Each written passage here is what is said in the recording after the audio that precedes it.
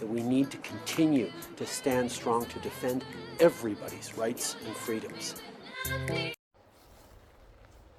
Hey guys, how you doing today? I'm going to start this video a little different than I usually do, but I'm going to continue talking about things I was thinking about yesterday. But let's start with the most important part of this video. Let me sit down here. I make this offering to Mother Earth and the great spirits in appreciation for everything they do for us. I thank you. Miigwech.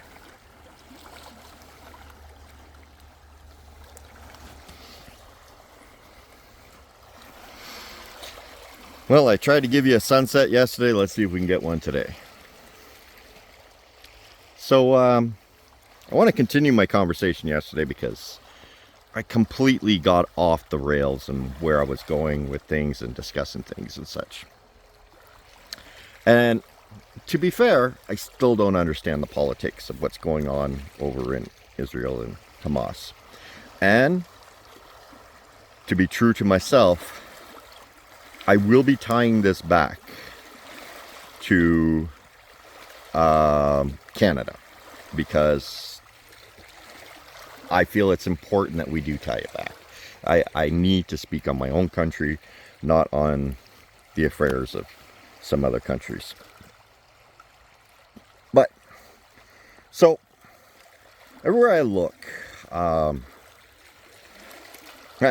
when we were children, we were taught a story long time ago. You know, it's a famous story, and it comes from the Bible, and you know, whether you follow the Bible or not, everyone knows the story of Moses parting the Red Sea for the Hebrews to go to the Promised Land. Okay. As they were expelled from Egypt. Everyone knows the story.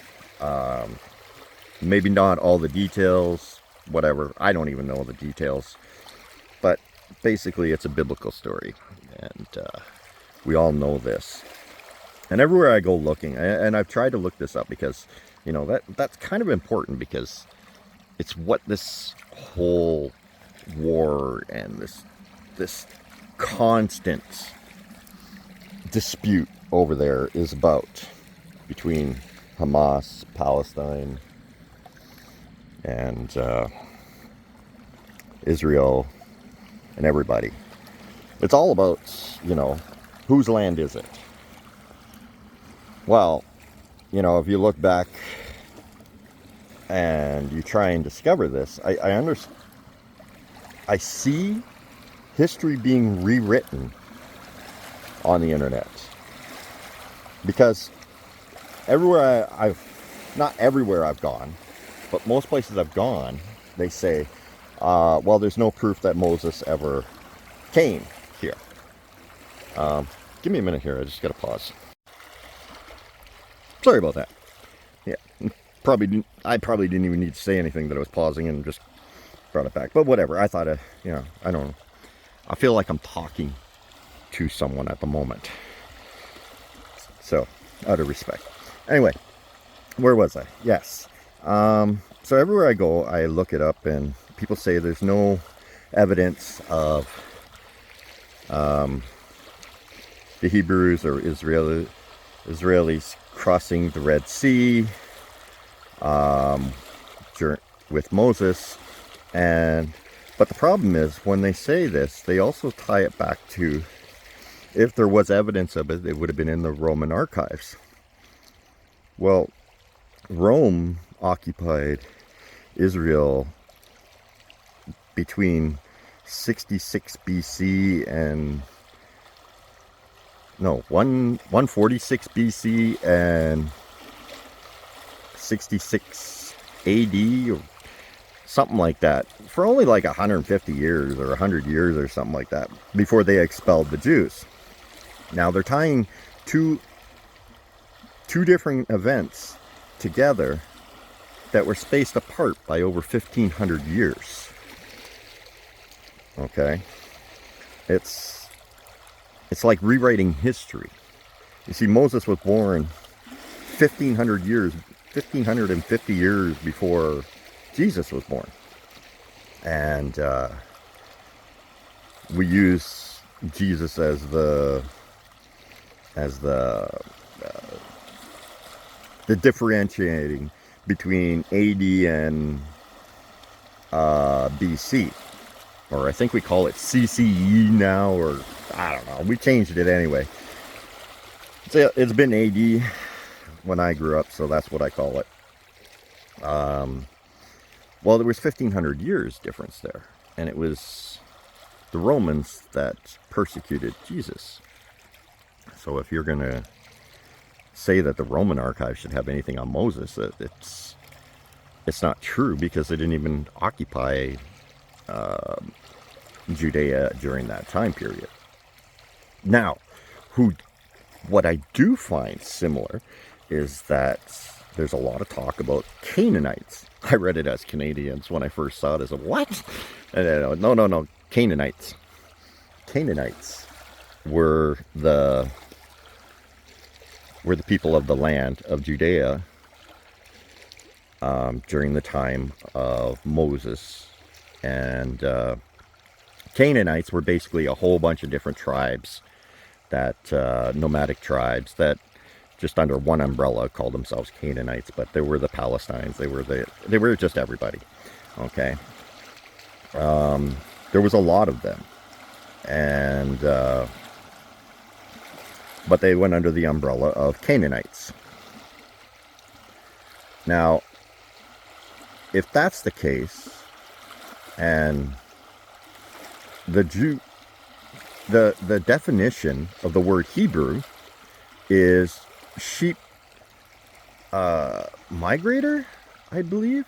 No. Oh gosh, words, brain, no. Nomadic sheep herders. That's basically what it translates to, the word Hebrew.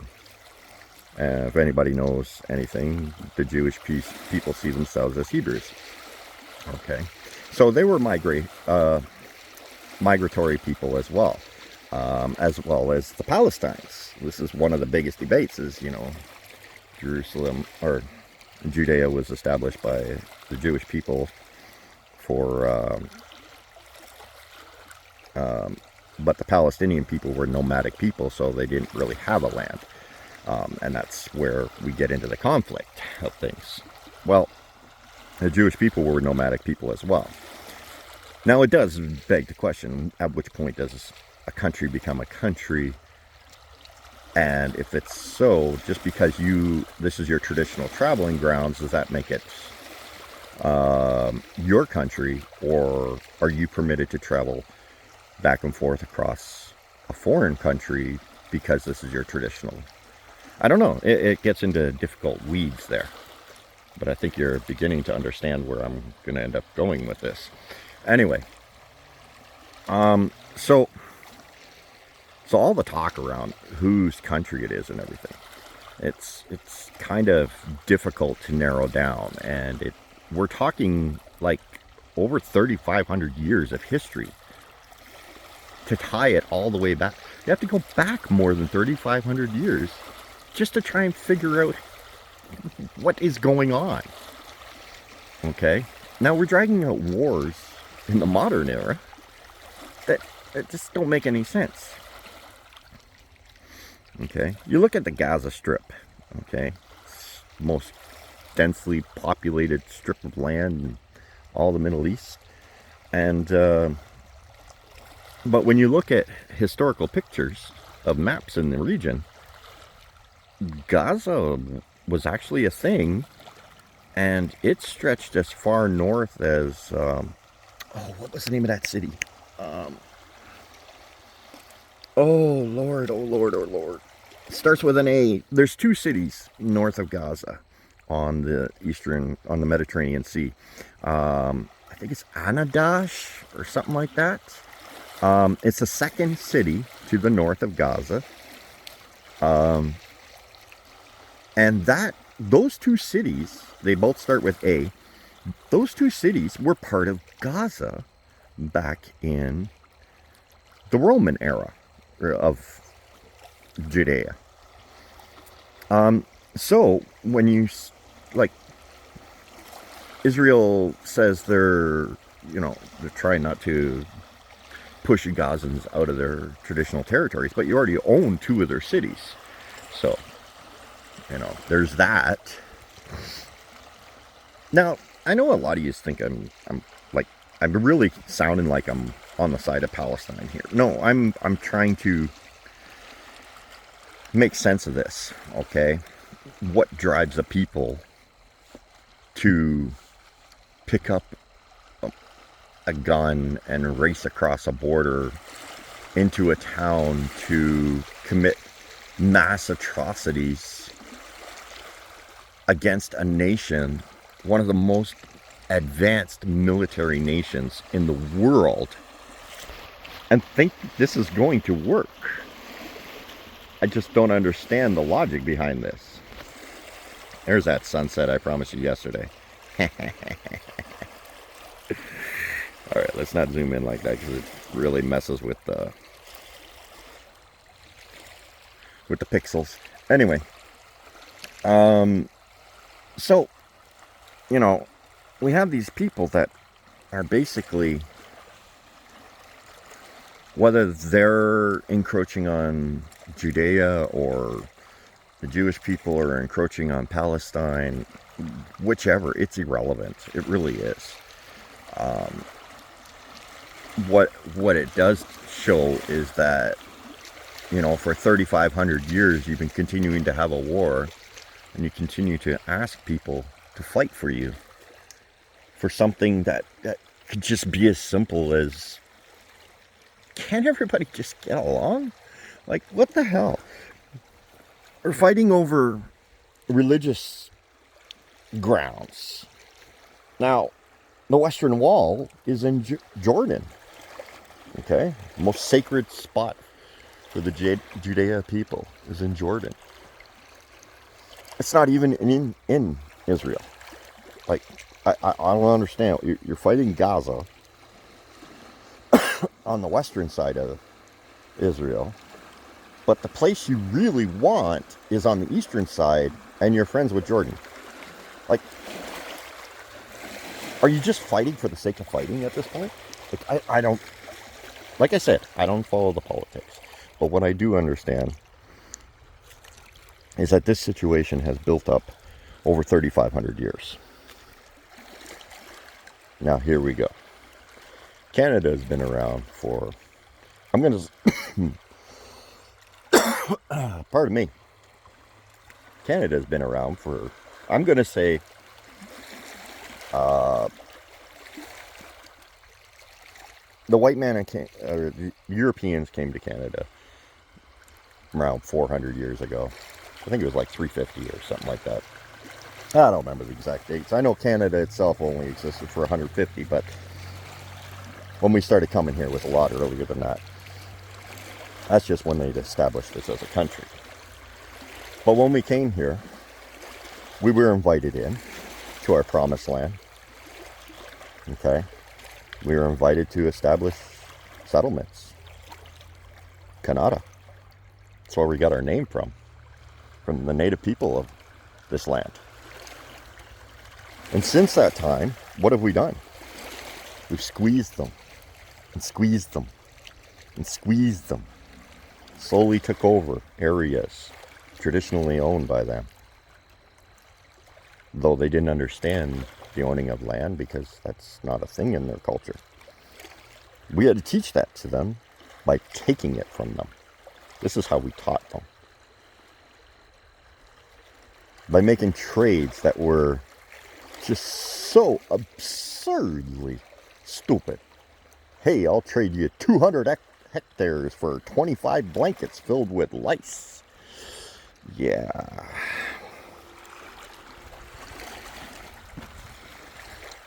The reason I started this this video with that offering is because This is the reserve, the Ojibwe people, just outside of North Bay.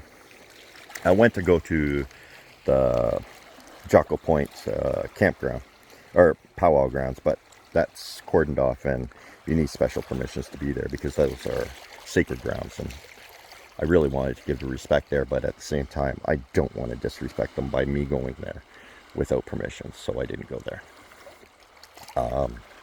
So I found a little park. There's a little playground right up there, and thought I'd give you the sunset. So anyway, what I'm trying to get to here is I see a lot of similarities between what's happening in Israel and Palestine to what's happening here in Canada with the native peoples. Okay, but we've got the roles reversed now. You see, we have this nation that lived here, existed here, long before we came along. Yeah, they lived a different lifestyle than we do. They were nomadic people. Imagine the coincidence. They were nomadic people. They didn't understand owning land. Then we showed up and we started owning land. And we took the land out from under their feet. Much like the Palestine people, their land was taken from them. Still held to this day by Israel. Like I just mentioned, those two cities north of Gaza, those were part of Gaza. It's literally named Gaza in the ancient map. But they're now part of Israel. In Canada, we took over lands and pushed all the native peoples and the indigenous peoples of this land onto reserves. Okay, much like Israel does today by pushing all the Palestinians to Gaza or the West Bank. Doing the exact same thing. You know, we got to learn from history, not repeat history, but we seem to constantly want to repeat history.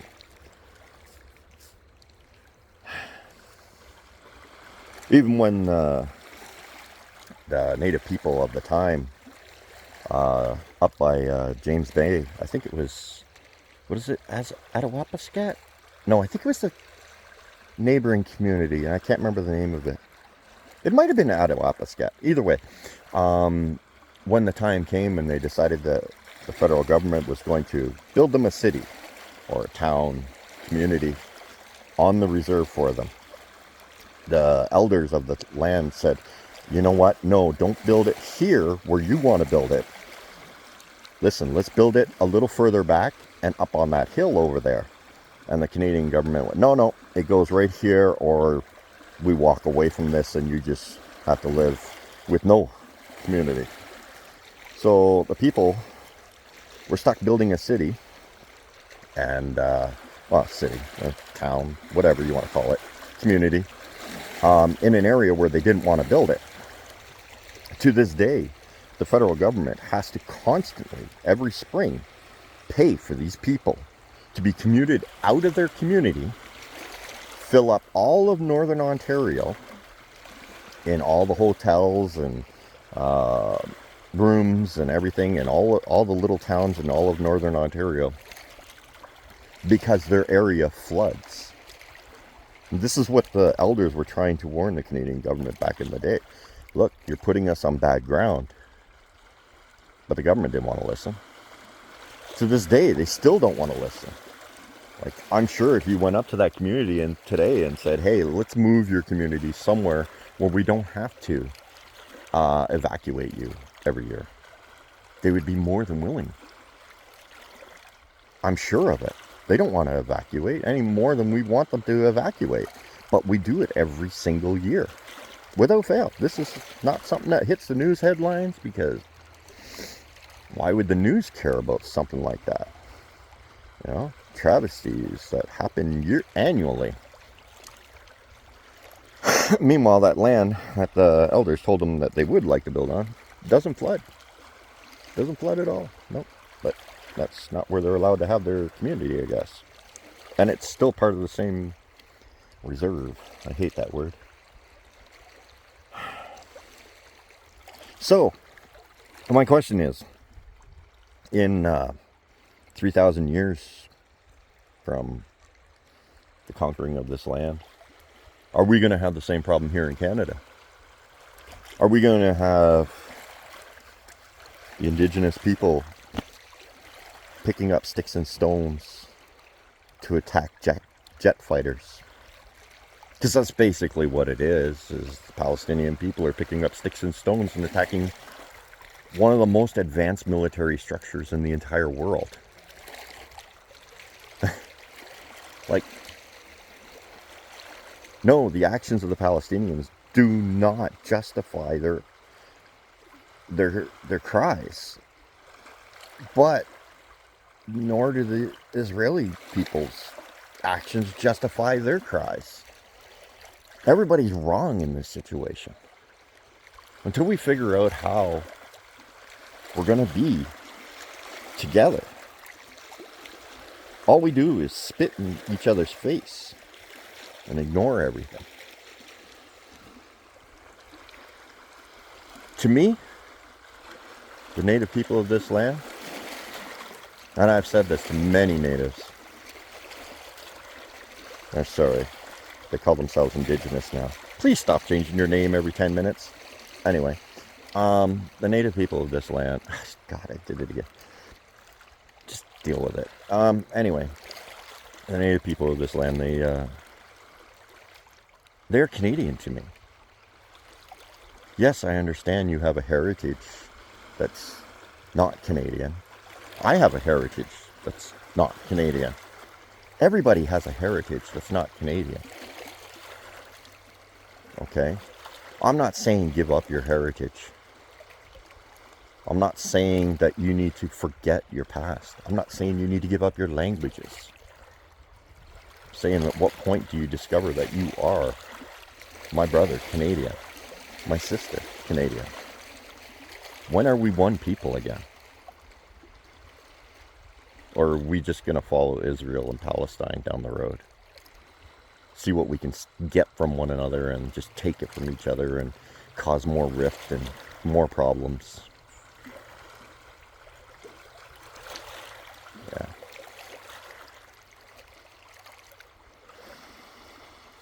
Anyway, yeah, sorry I'm babbling away here.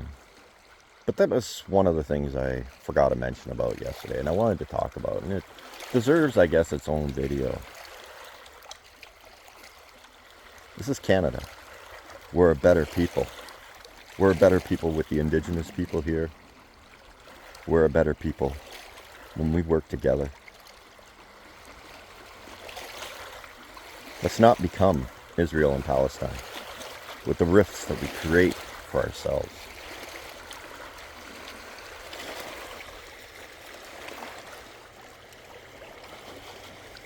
Welcome to the Fringe.